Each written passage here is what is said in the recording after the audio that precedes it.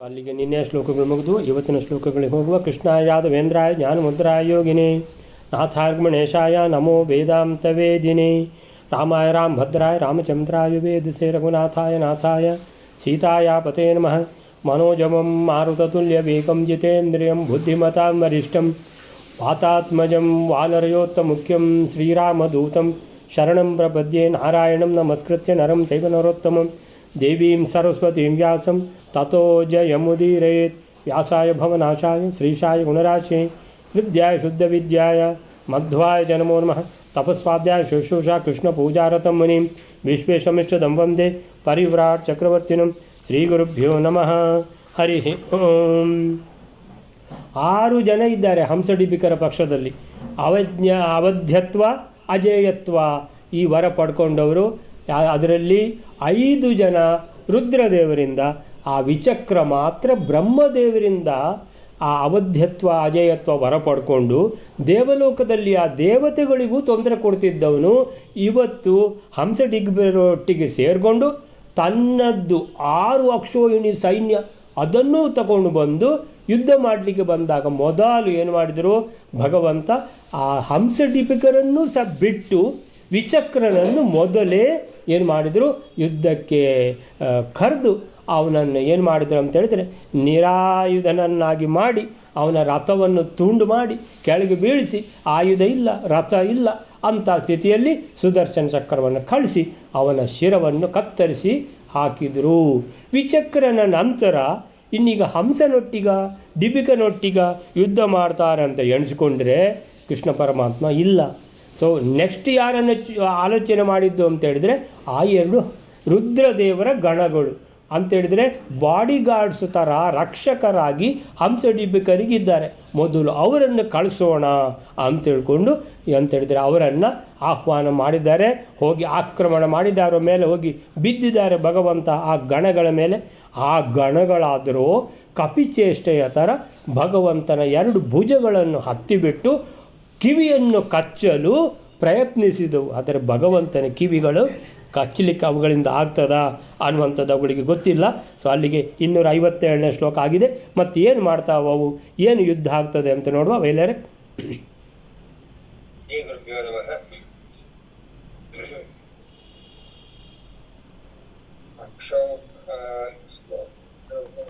ಸತೋ ಭುಜ ಪ್ರವೇಗತೋ ಅಂದ ಸತೋ ಭುಜ ಪ್ರವೇಗತೋ ವಿಧೂಯ ಶಂಕರಾಲಯೇ ನ್ಯಪಾತಯೇತ್ ಬಲಾರ್ಣವೋ ಮಿತಸ್ಯ ಕಿಂ ತದುಚ್ಯತೆ. 258ನೇ ಶ್ಲೋಕ. ಬಲದಿಂದ ಸಮುದ್ರದಂತಿರುವ ಆ ಕೃಷ್ಣನು ಭುಜಗಳ ಕೇವಲ ಚಲನದ ವೇಗದಿಂದ ಆ ಭೂತಗಳನ್ನು ಕೆಡಹಿ ಕೈಲಾಸ ಪರ್ವತದಲ್ಲಿ ಬೀಳಿಸುತ್ತಾನೆ.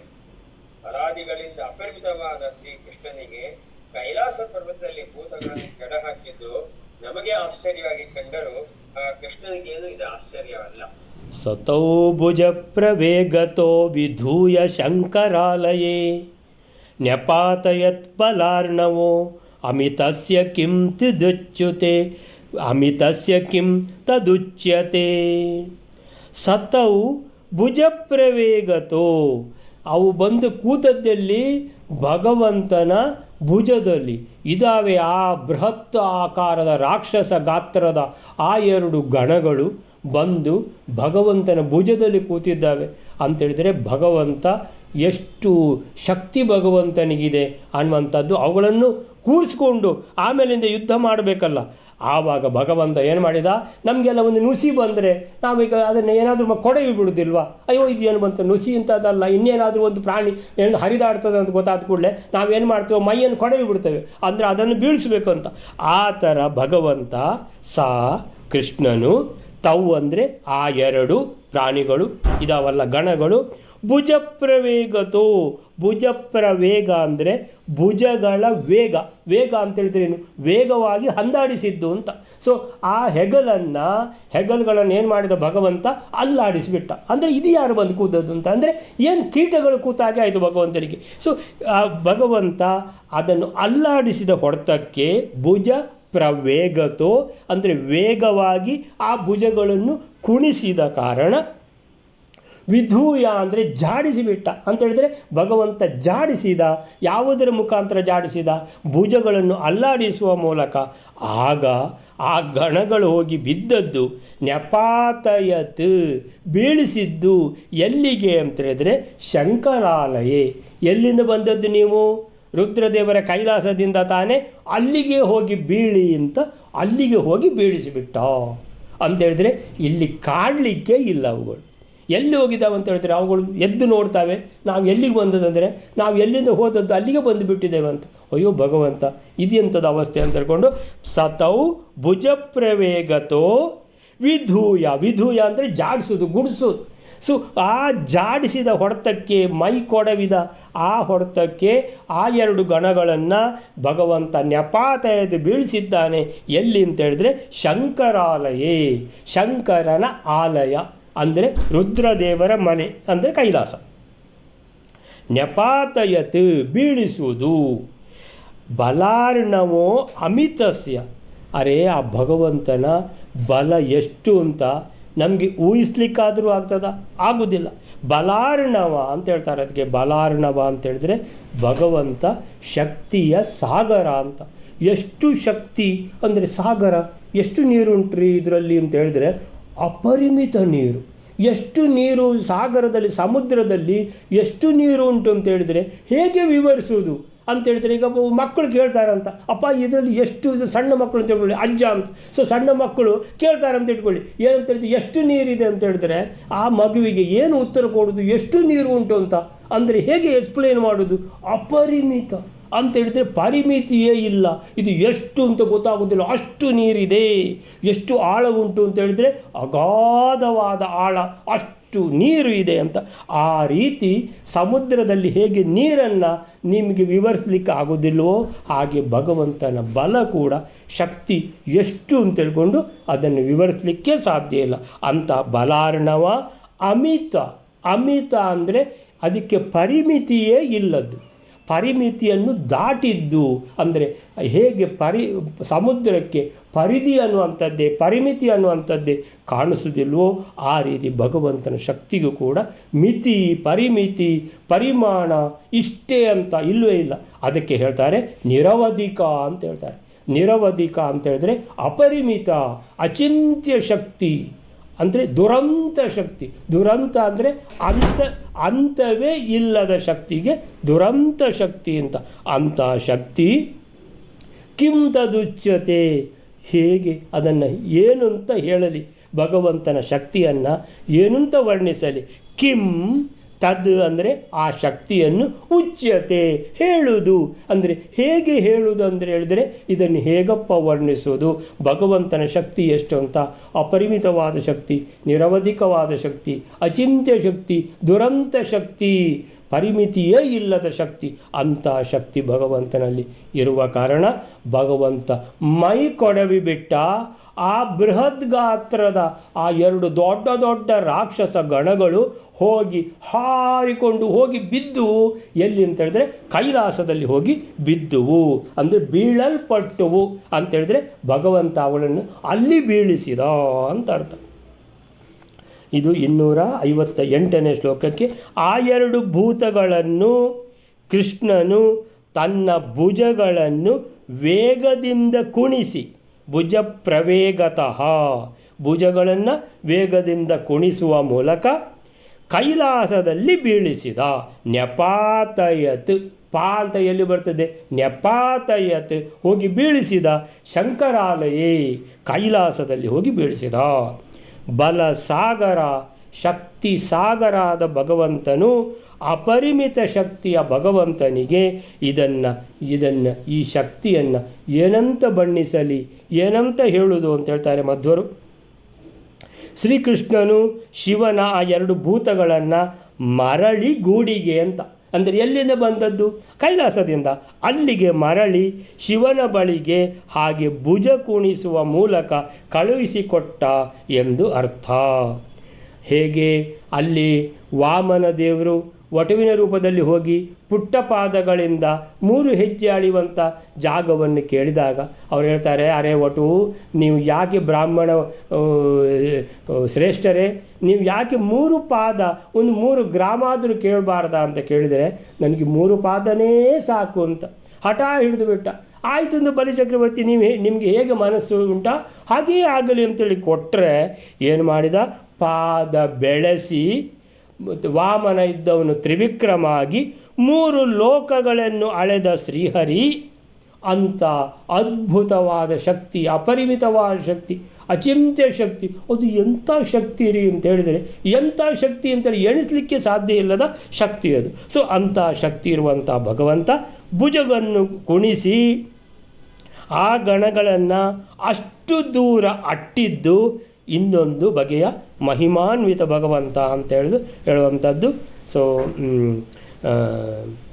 ಶ್ರೀಕೃಷ್ಣನ ಮಹಿಮೆಗೆ ಆ ಭೂತಗಳು ಅಚ್ಚರಿಪಟ್ಟ ವಿವರ ಹರಿವಂಶದಲ್ಲಿದೆ ಅಂತ ಹೇಳಿದ್ರೆ, ಆ ಭೂತಗಳಿಗೆ ಆಶ್ಚರ್ಯವಾಗೋಯಿತು, ನಾವು ಇಲ್ಲಿ ಹೇಗೆ ಬಂದು ಬಿದ್ದು ಅಂತ ಇದು ಸ್ವಪ್ನವ ಅಲ್ಲ ನಿಜವಾಗಿಯೂ ಅಂತ ಈಗ ನೋಡಿಕೊಂಡ್ರೆ, ಅಲ್ಲ ಸ್ವಪ್ನ ಅಲ್ಲ ನಿಜವೇ ಅಂತ ಹೇಳ್ಕೊಂಡು. ಸೊ ಆ ರೀತಿಯ 258ನೇ ಶ್ಲೋಕ ಆಯಿತು. ಬೈಲಾರಿ 259ನೇ ಶ್ಲೋಕ. ಭಕ್ಷಯಂತಮೋಜಸಾ ಹಿಡಿಂಬಮುದ್ಧತಂ ಬಲಂ ಸಹೋಗ್ರಸೇನ ಕೋಯಯೌ ಪಿತಾಹರೇಕ್ಷರಾನ್ ಕ್ಷಿಪನ್. 259ನೇ ಶ್ಲೋಕ. ಉಗ್ರಸೇನಿಂದ ಕೂಡಿರುವ ಶ್ರೀಕೃಷ್ಣನ ತಂದೆಯಾದ ವಸುದೇವನು ಯಾದವರ ಸೈನ್ಯವನ್ನು ಬಲದಿಂದ ಭಕ್ಷಣೆ ಮಾಡುತ್ತಿರುವ ದೃಪ್ತನಾದ ಹಿಡಿಂಬಾಸುರನನ್ನು ಬಾಣಗಳನ್ನು ಸುರಿಸುತ್ತಾ ಹೊಂದಿದನು. ಪ್ರಭಕ್ಷಯಂತಂ ಓಜಸಾ ಹಿಡಿಂಬಮುದ್ಧತಂ ಬಲಂ ಸಹೋಗ್ರಸೇನಕೋ ಯಯೌ ಪಿತಾ ಹರೇಶರಾನ್ ಕ್ಷಿಪನ್. ಇಬ್ಬರ ಸಂಹಾರ ಆಗೋಯಿತು. ಯಾರ ವಿಚಕ್ರನ ಸಂಹಾರ ಆಗೋಯಿತು. ಆಮೇಲಿಂದ 2 ಗಣಗಳನ್ನು ಎಲ್ಲಿಂದ ಬಂದಿದ್ದಾವೋ ಅಲ್ಲಿಗೆ ಕಳಿಸಿ ಆಯಿತು. ಇನ್ನೀಗ ನೆಕ್ಸ್ಟು ಏನು, ಯಾರ ಯುದ್ಧ ವರ್ಣನೆ ಮಾಡೋದು ಅಂತ ಮಧ್ವರು ಹೇಳ್ತಾರೆ. ಪ್ರಭಕ್ಷಯಂತಂ ಓಜಸ ಹಿಡಿಂಬಂ ಉದ್ಧತಂ ಬಲಂ. ಹಿಡಿಂಬಾಸುರನಿಗೆ ಉದ್ಧತವಾದ ಬಲ. ಉದ್ಧತ ಅಂತ ಹೇಳಿದ್ರೆ ಮದೋನ್ಮತ್ತನಾಗಿದ್ದಾನೆ, ಅಷ್ಟು ಬಲ ಇದೆ ಅವನ ಹತ್ರ. ಒಂದು ಅಕ್ಷೋಹಿಣಿ ಸೈನ್ಯ ಕೂಡ ತಂದಿದ್ದಾನೆ. ರುದ್ರದೇವರು ಅವನಿಗೆ ಅವಧ್ಯತ್ವ ಅಜೇಯತ್ವ ವರ ಕೊಟ್ಟಿದ್ದಾರೆ. ಆಜಾನುಬಾಹು ಆ ಹಿಡಿಂಬ ರಾಕ್ಷಸ ಅವನು ಏನು ಮಾಡ್ತಾ ಇದ್ದಾನೆ, ಉದ್ಧತನಾಗಿ ಪ್ರಭಕ್ಷಯಂತಂ ಓಜಸ ಅಂತೇಳಿದರೆ ತಿಂತಾ ಇದ್ದಾನೆ ತನ್ನ ಶಕ್ತಿಯಿಂದ. ಓಜಸ ಶಕ್ತಿ, ಸೊ ಓಜಸ್ಸು ತೇಜಸ್ಸಿಂದ, ಶಕ್ತಿಯಿಂದ. ಸೊ ಏನು ಮಾಡ್ತಾ ಇದ್ದಾನೆ, ಎಲ್ಲ ಹಿಡಿದು ತಿಂತಾ ಇದ್ದಾನೆ. ಯಾರು ಸಿಗ್ತಾರೋ ಅವರು ಅಂತೇಳಿದರೆ, ಅವ ಹೇಗಿದ್ದರು ರಾಕ್ಷಸ, ಸೊ ನರಭಕ್ಷಕ. ಸೊ ಯಾರು ಸಿಗ್ತಾರೆ ಯಾರು ಅಂತ ನೋಡೋದಿಲ್ಲ, ಹಿಡಿದು ತಿನ್ನುವುದೇ. ಸೊ ಅಂಥವನು ಅವನನ್ನು ಸಹ ಉಗ್ರಸೇನಕ ಯಯೌ ಹರೇ ಪಿತಾ. ಹರೇ ಪಿತಾ ಅಂದರೆ ಹರೇಹೇ ಅಂದರೆ ಹರಿಯ ಅಂದರೆ ಭಗವಂತನ ಪಿತಾ. ಭಗವಂತನ ಪಿತಾ ಅಂದರೆ ಕೃಷ್ಣನ ತಂದೆ. ಅರೆ ಕೃಷ್ಣನ ತಂದೆ ವಸುದೇವ, ಅವರು ಬಂದಿದ್ದಾರಾ ಅಂದರೆ ಬಂದಿದ್ದಾರೆ, ವಸುದೇವ ಕೂಡ. ಸೊ ವಸುದೇವ ಯಾರ ಜೊತೆಗೆ, ಅಲ್ಲಿ ಮಥುರಾದ ರಾಜ ಯಾರು, ಉಗ್ರಸೇನ. ಆ ಉಗ್ರಸೇನನ ಜೊತೆಗೆ ಅಂತೇಳಿದರೆ ವಸುದೇವ ಕೃಷ್ಣನ ತಂದೆ, ಅವರಿಗಾದರೂ ಅಷ್ಟು ವರ್ಷ ಆಗಲಿಲ್ಲ. ಉಗ್ರಸೇನ ಮಾತ್ರ ಸ್ವಲ್ಪ ವರ್ಷ ಆಗಿದೆ. ಸೊ ಈ ವೃದ್ಧ ಯಾರು, ಉಗ್ರಸೇನ. ಸೊ ಉಗ್ರಸೇನ ಸಹ ಅವನ ಜೊತೆಗೆ ಸೇರಿ, ವಸುದೇವ ಅಂದರೆ ಇಬ್ಬರಿಬ್ಬರು ಸೇರಿಕೊಂಡು ಏನು ಮಾಡಿದರು, ಆ ಹಿಡಿಂಬ ರಾಕ್ಷಸನನ್ನು ಕುರಿತು ಆಕ್ರಮಣ ಮಾಡಿದರು. ಉದ್ಧತಂ ಬಲಂ ಹಿಡಿಂಬಂ ಪ್ರಭಕ್ಷಯಂತಂ ಓಜಸ, ಅವನನ್ನು ಹರೇಪಿತ ಉಗ್ರಸೇನಕ ಸಹ. ಹರೇಪಿತ ಅಂದರೆ ಭಗವಂತನ ತಂದೆ ವಸುದೇವ ಉಗ್ರಸೇನ ರಾಜನ ಜೊತೆಗೆ ಸೇರಿ ಇಬ್ಬರಿಬ್ಬರು ಯಯೌ ಹೋದರು. ಯಯೌ ಅಂದರೆ ಹೋದ ಅಂತ, ಅಂದರೆ ಇಬ್ಬರು ಹೋದರು. ಯಯೌ ಯಾಕೆ ಅಂತ ಕೇಳಿದರೆ, ಅಲ್ಲಿ ಹೋದದ್ದು ಅಂತ ಹೇಳಿದ್ರು ವಸುದೇವ. ಹರೇಪಿತ ಅಂತೇಳಿದರೆ ಭಗವಂತನ ತಂದೆ ವಸುದೇವ ಅವರನ್ನು ಆಕ್ರಮಣ ಮಾಡಿದ ಉಗ್ರಸೇನನ ಜತೆಗೆ ಅಂತ. ಅವರಿಬ್ಬರು ಹೋದರು ಅಂತ ಹೇಳೋದಲ್ಲ, ವಸುದೇವ ಆಕ್ರಮಣ ಮಾಡಿದ ಉಗ್ರಸೇನನ ಜತೆಗೆ. ಆದ್ದರಿಂದ ಉಗ್ರಸೇನನ ಜತೆಗೆ ಸೇರಿಕೊಂಡು ವಸುದೇವನು ಆಕ್ರಮಣ ಮಾಡಿದ. ಹಾಗೆ ಆದ್ದರಿಂದ ಏಕವಚನ. ಸೊ ಯಯೌ ಏಕವಚನ. ಸೊ ಹರೇ ಪಿತ ಸಹ ಉಗ್ರಸೇನಕೋ ಯಯೌ ಶರಾನ್ ಕ್ಷಿಪನ್, ಹೋಗಿ ಆಕ್ರಮಣ ಮಾಡಿ. ಶರ ಅಂದರೆ ಬಾಣ. ಸೊ ಶರಪಂಜರ ಅಂದರೆ ಬಾಣಗಳು. ಸೊ ಶರಾನ್ ಬಾಣಗಳನ್ನು ಕ್ಷಿಪನ್, ಕ್ಷಿಪನ್ ಅಂತ ಹೇಳಿದರೆ ಕಲ್ಲು ಬಿಸಾಡುದು ಅಂತ ಲೆಕ್ಕ, ಬಿಸಾಡುದು ಅಂತ. ಸೊ ಬಾಣಗಳನ್ನು ಬಿಸಾಡಿದ ಅಂತ ಹೇಳಿದರೆ ಬಾಣಗಳನ್ನು ಪ್ರಯೋಗಿಸಿದರು ಇಬ್ಬರು ಸೇರಿ. ಸೊ ಪ್ರಭಕ್ಷಯಂ ತಂ ಓಜಸ ಹಿಡಿಂಬಂ ಉದ್ದತಂ ಬಲಂ. 259ನೇ ಶ್ಲೋಕಕ್ಕೆ ಏನು ಹೇಳ್ತಾರೆ ಅಂತ ಹೇಳಿದರೆ, ಪರಾಕ್ರಮದಿಂದ ಯಾದವ ಸೇನೆಯನ್ನು ಒಬ್ಬರೊಬ್ಬರನ್ನೇ ಹಿಡಿದು ತಿನ್ನುತ್ತಿದ್ದ. ಪ್ರಭಕ್ಷಯಂ ತಂ ಓಜಸ, ಯಾರಿವ? ಉದ್ಧತನಾದ ಹಿಡಿಂಬ. ಉದ್ಧತಂ ಬಲಂ ಹಿಡಿಂಬಂ. ಅವನನ್ನು ಏನು ಮಾಡಿದರು? ಉಗ್ರಸೇನ ವಸುದೇವರು ಬಾಣಗಳನ್ನು ಎಸೆಯುತ್ತಾ ಎದುರಿಸಿದರು. ಆದರೆ ಸಂಸ್ಕೃತದಲ್ಲೇ ಇರುವುದು ಹೇಗೆ ಅಂತ ಹೇಳಿದರೆ, ಕೃಷ್ಣನ ತಂದೆ ವಸುದೇವನು ಉಗ್ರಸೇನನ ಜತೆಗೆ ಸೇರಿಕೊಂಡು ಏನು ಮಾಡಿದ? ಆಕ್ರಮಣ ಮಾಡಿ ಆಮೇಲಿಂದ ಬಾಣಗಳನ್ನು ಪ್ರಯೋಗಿಸಿದರು, ಬಾಣಗಳನ್ನು ಎಸೆಯುತ್ತಾ ಎದುರಿಸಿದರು. ಸೊ ಅಲ್ಲಿಗೆ 259ನೇ ಶ್ಲೋಕ ಆಯಿತು. 260ನೇ ಶ್ಲೋಕವೇನಾರೆ? ಅಯೋರಥೌ ಸಹಾಯುಧೌ ಪ್ರಕಕ್ಷ್ಯ ರಾಕ್ಷಸೋ ಬಲಿ ಪ್ರಗೃಹ್ಯತಾವಭಾಷತ ಪ್ರಯಾತಮಾಶು ಮೇ ಮುಖಂ. 260ನೇ ಶ್ಲೋಕ. ಬಲಿಷ್ಠನಾದ ಹಿಡಿಂಬ ನಾಮಕ ರಾಕ್ಷಸನು ಉಗ್ರಸೇನ ವಸುದೇವರ ಆಯುಧಗಳಿಂದ ಕೂಡಿರುವ ರಥಗಳನ್ನು ನುಂಗಿ, ಅಂದರೆ ಪುಡಿ ಪುಡಿ ಮಾಡಿ ಉಗ್ರಸೇನ ವಸುದೇವರನ್ನು ಕೈಗಳಿಂದ ಹಿಡಿದು ನನ್ನ ಮುಖವನ್ನು ಶೀಘ್ರದಲ್ಲಿ ಹೊಂದಿರಿ ಅಂತ ಹೇಳುತ್ತಾರೆ. ತಯೋರಥೌ ಸಹಾಯುಧೌ ಪ್ರಭಕ್ಷ್ಯ ರಾಕ್ಷಸೋ ಬಲಿ ಪ್ರಗೃಹ್ಯ ತೌ ಅಭಾಷತ ಪ್ರಯಾತಂ ಆಶು ಮೇ ಮುಖಂ. ಇವರು ಯುದ್ಧಕ್ಕೆ ಬಂದಿದ್ದಾರೆ. ಯಾರು? ವಸುದೇವ ಮತ್ತು ಉಗ್ರಸೇನ. ಸೊ ಬಿಲ್ಲು ಬಾಣಗಳಿಂದ ಬಾಣಗಳ ಪ್ರಯೋಗ ಮಾಡ್ತಾ ಇದ್ದಾರೆ. ಯಾರಿಗೆ? ರಾಕ್ಷಸನ ಮೇಲೆ, ಹಿಡಿಂಬ ರಾಕ್ಷಸನ ಮೇಲೆ. ಅವನು ಯಾವ ಬಾಣಗಳು ಅವನಿಗೆ ಬಂದು ಚುಚ್ಚಿದರೂ ಗೊತ್ತೇ ಆಗೋದಿಲ್ಲ, ಅಂಥ ರಾಕ್ಷಸ ಅವ. ಸೊ ಅವನೇನು ಮಾಡ್ತಾ ಇದ್ದಾನೆ? ಅದು ಗೊತ್ತೇ ಆಗಲಿಲ್ಲ ಅವನಿಗೆ, ಬಾಣ ನನಗೆ ಬಂದು ಚುಚ್ಚಿಕೊಂಡಿದೆ ಅಂತ. ಸೊ ಎಷ್ಟು ಬಾಣ ಆದರೂ ಚುಚ್ಚಿಕೊಳ್ಳಿ ನಿಂತಿದ್ದಾನವ ಅಂತ ಹೇಳಿದರೆ ಅವನಿಗೆ ಗೊತ್ತೇ ಆಗೋದಿಲ್ಲ. ಒಂದು ನುಸಿ ಕಚ್ಚಿದರಾದರೂ ನಮಗೆ ಕೂಡಲಾಗ್ತದೆ, ಅಯ್ಯೋ ಇಲ್ಲಿ ನುಸಿ ಕಚ್ಚಿತು ಅಂತ. ಅವನಿಗೆ ಅದು ಗೊತ್ತಾಗೋದಿಲ್ಲ. ಆ ಥರ ಅಂತ ರಾಕ್ಷಸ ಅವನು. ರಾಕ್ಷಸ ಬಲಿ. ರಾಕ್ಷಸೋ ಅಂತ ಇದ್ದರೆ ರಾಕ್ಷಸಃ ಅಂತ ಅರ್ಥ. ಅಂದರೆ ರಾಕ್ಷಸನು ಪ್ರಥಮ ವಿಭಕ್ತಿ. ರಾಕ್ಷಸನು, ಬಲಿ ಅಂದರೆ ಬಲಿಷ್ಠನಾದ ರಾಕ್ಷಸ. ಇಷ್ಟೆಲ್ಲ ಬಾಣ ಪ್ರಯೋಗ ಅವರು ಮಾಡ್ತಾ ಇದ್ದರು, ಅದನ್ನು ಲೆಕ್ಕಿಸದೆ ಅಂತ ಅರ್ಥ. ಏನು ಮಾಡ್ತಿದ್ದವ? ತಯೋಹ ಅಂದರೆ ಅವರಿಬ್ಬರ. ಯಾರಿಬ್ಬರು? ವಸುದೇವ ಮತ್ತು ಉಗ್ರಸೇನ ಅವರಿಬ್ಬರು ಬಂದದಲ್ಲ ಆಕ್ರಮಣ ಮಾಡಲಿಕ್ಕೆ. ಅವರ ರಥವು ಸಹ ಆಯುಧವು ಪ್ರಭಕ್ಷ್ಯ ಅಂತ ಹೇಳಿದರೆ ರಥವನ್ನೇ ತಿಂದು ಬಿಡ್ತಾನ ಏನೋ ಅಂತ. ಸಹ ಆಯುಧವು ಅಂದರೆ ಅವರ ಆಯುಧಗಳನ್ನು ಪ್ರಭಕ್ಷ್ಯ ತಿಂದು ಬಿಡ್ತಾನ ಏನೋ ಅಂತ ಹೇಳ್ಕೊಂಡು ಆ ರೀತಿ ಇದ್ದಾನೆ. ಅವನಿಗೆ ತಿನ್ನಲಿಕ್ಕೆ ಏನು ಸಿಗ್ತದೆ ಅಂತ ಒಂದೇ ನೋಡ್ತಾ ಇದ್ದಾನೆ ಅವನು. ಅಂದರೆ ತಿನ್ನುವುದನ್ನು ಬಿಡಲಿಲ್ಲ, ಅವನು ನಿಲ್ಲಿಸಲಿಲ್ಲ. ಏನು ಮಾಡಿದ? ಪ್ರಗೃಹ್ಯತೌ, ಅವರಿಬ್ಬರನ್ನು ಎರಡು ಕೈಯಲ್ಲಿ ಏನು ಮಾಡಿದ? ಹಿಡ್ಕೊಂಡು ಪ್ರಗೃಹ್ಯ ತೌ ಅಭಾಷತ, ಹೇಳಿದ ನನ್ನ ಬಾಯಿಯೊಳಗೆ ನೀವೇ ಹೋಗಿ ಅಂತ. ಪ್ರಯಾತಂ ಆಶು, ಬೇಗ. ಪ್ರಯಾತಂ ಯಾತಂ ಹೋಗಿ, ಪ್ರಯಾತಂ ಆಶು ಮೇ ಮುಖಂ. ಮೇ ಅಂದರೆ ನನ್ನ ಮುಖ ಅಂತ ಹೇಳಿದರೆ ನನ್ನ ಬಾಯಿಯೊಳಗೆ ನೀವೇ ಹೋಗಿ, ನಾನು ಹಾಕ್ಕೊಳ್ಳೋದಿಲ್ಲ, ನೀವೇ ಹೋಗಿ ಅಂತ ಹೇಳ್ತಾ ಇದ್ದಾನೆ. ಅಂದರೆ ಅವನದು ಒಂದು ಸ್ಟೈಲ್ ಅಂತ ಹೇಳಿದರೆ ತೆಗೆದು ಬಾಯಿಯೊಳಗೆ ಹಾಕ್ಕೊಳ್ಬೋದಲ್ಲ, ಇಲ್ಲ. ಅಂದರೆ ಅವರನ್ನಿಬ್ಬರನ್ನು ಹಿಡಿದು ತೆಗೆದು ಬಿಸಾಡಿ ನೀವೇ ಬಂದು ನನ್ನ ಬಾಯಿಗೆ ಬೀಳಿ ಈಗ ಅಂತ. ಬೀಳಲಿಲ್ಲ ಅಂದರೆ ನಾನೇ ಹಾಕ್ಕೊಳ್ತೇನೆ ಅಂತ ಅದರ ಅರ್ಥ. ಸೊ ತಯೋರಥವು ಸಹಾಯುಧೌ ಪ್ರಭಕ್ಷ್ಯ ಅಂತ ಹೇಳಿದರೆ ಆ ಇಬ್ಬರನ್ನ ರಥಗಳು ಅವರ ಆಯುಧವನ್ನು ಏನು ಪ್ರಭಕ್ಷ್ಯ ಅಂದರೆ ತಿಂದು ಬಿಡ್ತೇನೋ ಎನ್ನುವ ರೀತಿಯಲ್ಲಿ. ಪ್ರಭಕ್ಷ್ಯ ಅಂದರೆ ತಿಂದು ಅಂತ. ಸೊ ತಿನ್ನುವುದು ಎಲ್ಲಿಗೆ? ಸೊ ಆ ರಥಗಳನ್ನು ಎಲ್ಲಿ ತಿಂತಾನವ. ಸೊ ಅಂಥ ಒಂದು ಪ್ರಾಣಿ ಇದು. ರಾಕ್ಷಸೋ ಬಲಿ, ಬಲಿಷ್ಠವಾದ ಈ ಹಿಡಿಂಬ ರಾಕ್ಷಸ ಅನ್ನುವಂಥ ದೊಡ್ಡ ಬೃಹತ್ ಗಾತ್ರದ ರಾಕ್ಷಸ ಇವನು. ತೌ ಪ್ರಗೃಹ್ಯ ಅಂತೇಳಿದರೆ ಎರಡು ಕೈಯಲ್ಲಿ ಅವರನ್ನು ಗಲಿವರು ಲಿಲ್ಲಿಪುಟ್ ಅಂತಿದ್ದಾಗೆ. ಸೊ ಆ ಇಬ್ಬರು ಕೈಯಲ್ಲಿ ಹಿಡಿದು ಚಟ್ನಿ ಮಾಡ್ತಾನೆ ಏನಂತ. ತೌ ಪ್ರಗೃಹ್ಯ ಅವರಿಬ್ಬರನ್ನು ಹಿಡಿದು ಬಿಟ್ಟು ಅಭಾಷತ ಹೇಳಿದ, ಭಾಷತ ಅಂದರೆ ಭಾಷತ ಅಂದರೆ ಭಾಷೆ ಅಂದರೆ ನಾವು ಹೇಳುವುದಿಲ್ವ, ಭಾಷೆ ಅಂದರೆ ಮಾತಾಡೋದು ಅಂತ. ಸೊ ಹೇಳಿದ ಅವರಿಗೆ, ಅಭಾಷತ ಅಂದರೆ ಭೂತಕಾಲ, ಅಭಾಷತ ಹೇಳಿದ ಏನಂತ, ಪ್ರಯಾತಂ, ಯಾತಂ, ಯಾತಿ, ಯಾಸಿ, ಇದೆಲ್ಲ ಏನಂತ ಹೇಳಿದ್ರೆ ಹೋಗು ಅಂತ. ಸೊ ಪ್ರಯಾತಂ ಅಂದರೆ ನೀವು ಹೋಗಿ ಅಂತ ಹೇಳಿದ್ರೆ, ಹೋಗಿ ನನ್ನ ಬಾಯಿಗೆ ಬೀಳಿ ಅಂತ. ಪ್ರಯಾತಂ ಆಶು ಮೇ ಮುಖಂ, ನನ್ನ ಬಾಯಿಯೊಳಗೆ ಬಂದು ಬಿದ್ದುಬಿಡಿ, ನೀವಾಗೆ ಬಂದು ಬಿದ್ದುಬಿಡಿ ಅಂತ ಹೇಳ್ತಾ ಇದ್ದಾನೆ.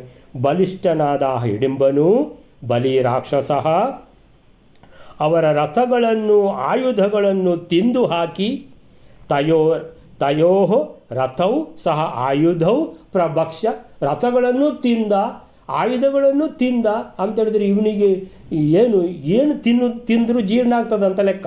ಈಗ ದೊಡ್ಡವರಿಗೆಲ್ಲ ಸ್ವಲ್ಪ ಏಜ್ ಆದಮೇಲೆ ಸ್ವಲ್ಪ ಅವರೆಲ್ಲ ಹೆಚ್ಚಿಗೆ ಗಟ್ಟಿ ಇದೆಲ್ಲ ತಿನ್ನಲಿಕ್ಕೆ ಹೋಗೋದಿಲ್ಲ, ಇದು ಜೀರ್ಣ ಆಗ್ತದೋ ಇಲ್ಲವೋ ಅಂತ. ಆದರೆ ಸಣ್ಣ ಮಕ್ಕಳು ಏನು ಸಿಕ್ಕಿದ್ರು ಎಲ್ಲ ಕಟ್ ಅಂತ ಮಾಡಿಬಿಟ್ಟು ತಿಂದುಬಿಟ್ಟು ಜೀರ್ಣಿಸಿಕೊಳ್ಳುವಂಥ ಶಕ್ತಿ ಇದೆ. ಹಾಗೆ ಈ ರಾಕ್ಷಸನಿಗೆ ರಥಗಳನ್ನು ತಿಂದರೂ ಜೀರ್ಣಿಸಿಕೊಳ್ಳುವಂತಹ ಅಪೂರ್ವ ಶಕ್ತಿ ಇದೆ ಅಂತ ತಿಳ್ಕೊಳ್ಳೋಣ ಈಗ ನಾವು. ಸೊ ಅವರಿಬ್ಬರನ್ನು ಕೈಯಲ್ಲಿ ಹಿಡ್ಕೊಂಡು ಪ್ರಗೃಹ್ಯ ತಾವ ಭಾಷತ ಅಂದರೆ ತೌ ಅಭಾಷತ, ವಾ ಇದ್ದದು ಆ ಅಂತಾಗುತ್ತೆ, ತೌ ಅಂತಾದಾಗ ತೌ ಅಭಾಷತ, ಅವರಿಬ್ಬರನ್ನು ಪ್ರಗೃಹ್ಯ ಹಿಡ್ಕೊಂಡು ಅಭಾಷತ ಹೇಳಿದ. ಏನಂತ ಹೇಳಿದ, ಕೂಡಲೇ ಆಶು ಮೇ ಮುಖಂ ಪ್ರಯಾತಂ, ನನ್ನ ಬಾಯೊಳಗೆ ಪ್ರವೇಶಿಸಿರಿ ಅಂತ ಹೇಳಿದ. 260ನೇ ಶ್ಲೋಕ, 261ನೇ ಶ್ಲೋಕವೆಲ್ಲರೆ. 261ನೇ ಶ್ಲೋಕ. ತದಾ ಗದಾವರಾಯುಧ ಸಹೈವ ಹಂಸ ಭೂಕೃತ ಪ್ರಯುಧ್ಯಮಾನ ಆಯಯೋ ವಿಹಾಯ ತಂ ಫಲಾವಿದಃ.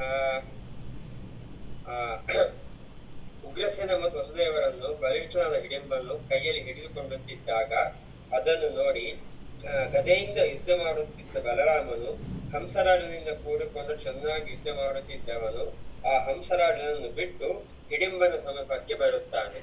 ತದಾ ಗದಾವರಾಯುಧಃ ಸಹೈವ ಹಂಸ ಭೂಭೃತ ಪ್ರಯುಧ್ಯಮಾನ ಆಯಯೌ ವಿಹಾಯ ತಂ ಹಲಾಯುಧಃ.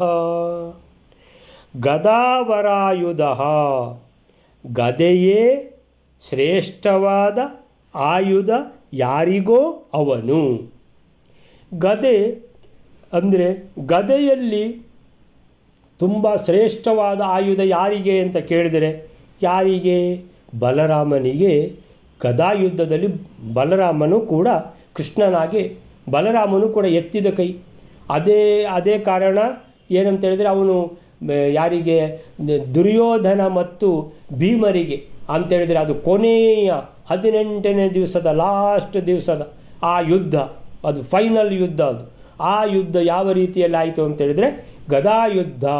ಸೊ ಆ ಗದಾಯುದ್ಧ ಆಗುವಾಗ ಬಲರಾಮ ಕೂಡ ಬಂದುಬಿಟ್ಟಿದ್ದಾನೆ ಅಂತೇಳಿದರೆ ಆ ದುರ್ಯೋಧನ ಸ್ವಲ್ಪ ಸಮಯ ಬಲರಾಮನಿಂದ ಹೇಗೆ ಗದಾಯುದ್ಧ ಮಾಡುವಂತೆಲ್ಲ ಟ್ರೈನಿಂಗ್ ತಗೊಂಡವ. ಆದ್ದರಿಂದ ತನ್ನ ಶಿಷ್ಯ ಅಂತೇಳಿಬಿಟ್ಟು ಬಲರಾಮ ಬಂದಿದ್ದಾನೆ ಅನ್ನುವಂಥದ್ದು.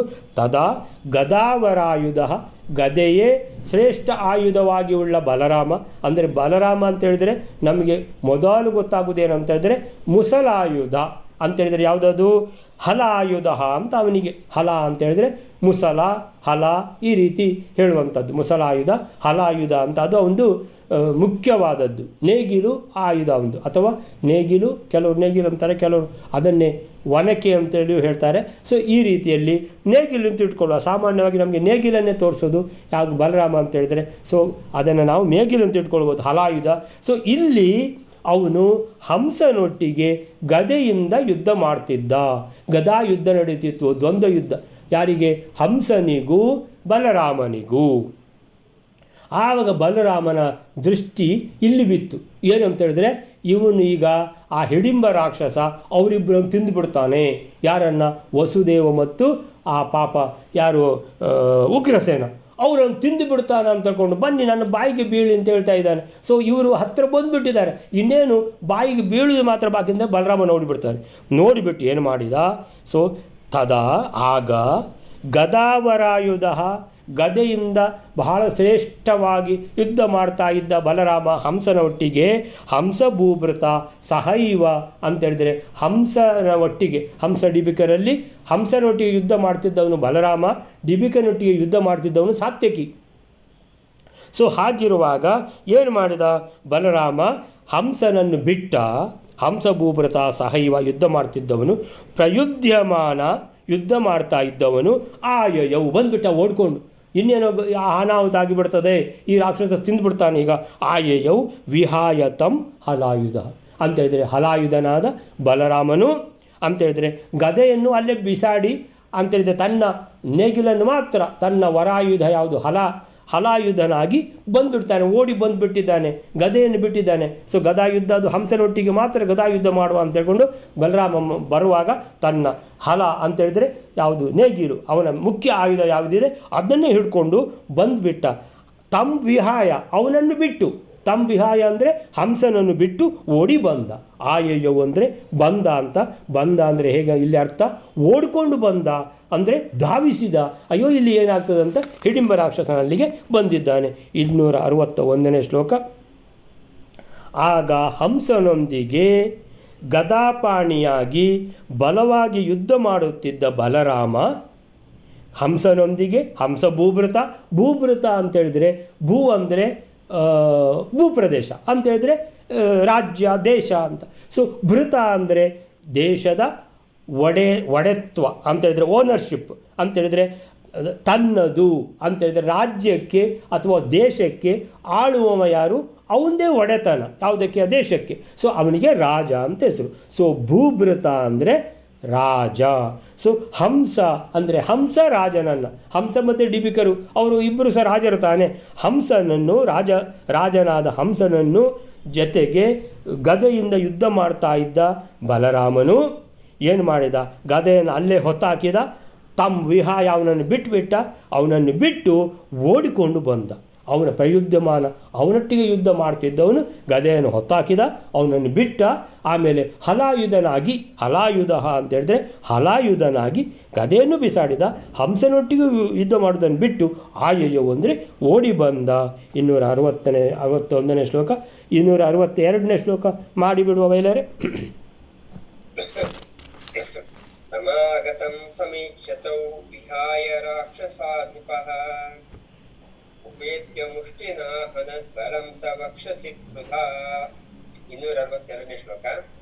ರಾಕ್ಷಸರಿಗೆ ಅಧಿಪತಿಯಾದ ಹಿಡಿಂಬಾಸುರನು ಬಂದಿರತಕ್ಕಂತಹ ಬಲರಾಮನನ್ನು ನೋಡಿ ಉಗ್ರಸೇನ ವಸುದೇವರನ್ನು ಬಿಟ್ಟು ಬಲರಾಮನನ್ನು ಹೊಂದಿ ಮುಷ್ಟಿಯಿಂದ ಬಲರಾಮನನ್ನು ಹೊಡೆಯುತ್ತಾನೆ.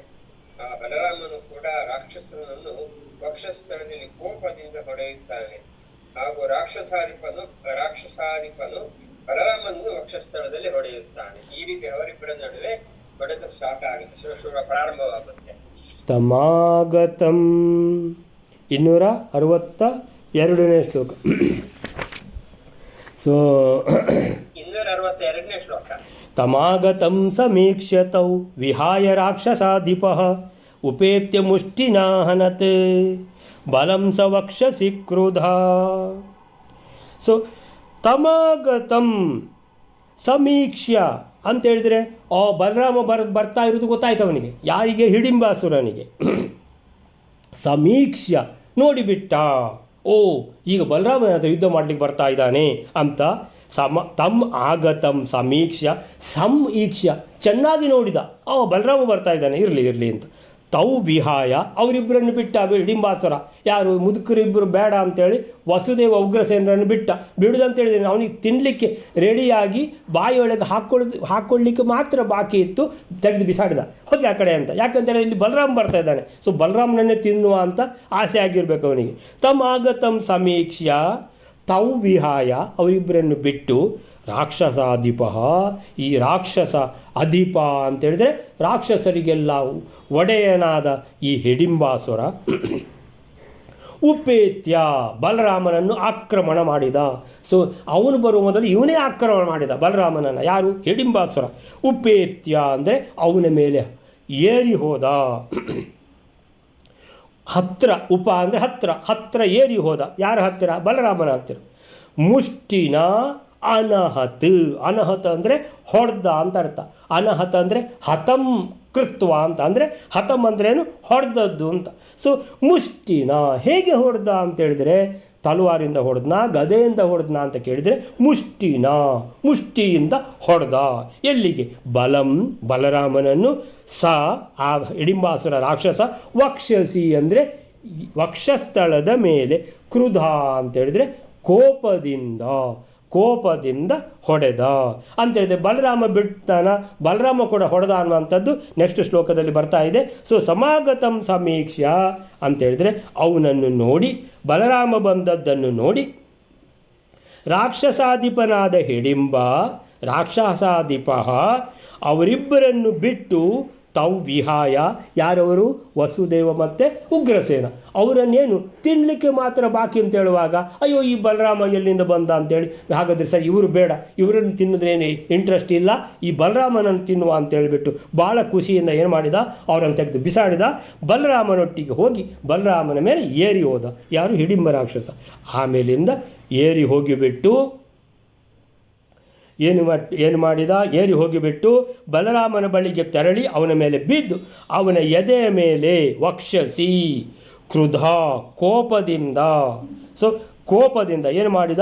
ಮುಷ್ಟಿಯಿಂದ ಅಪ್ಪಳಿಸಿದ. ಮುಷ್ಟಿನ ಅನಹತ್, ಅನಹತ್ ಅಂದರೆ ಹೊಡೆದ ಅಂತ ಅರ್ಥ. ಮುಷ್ಟಿನ ಅನಹತ್.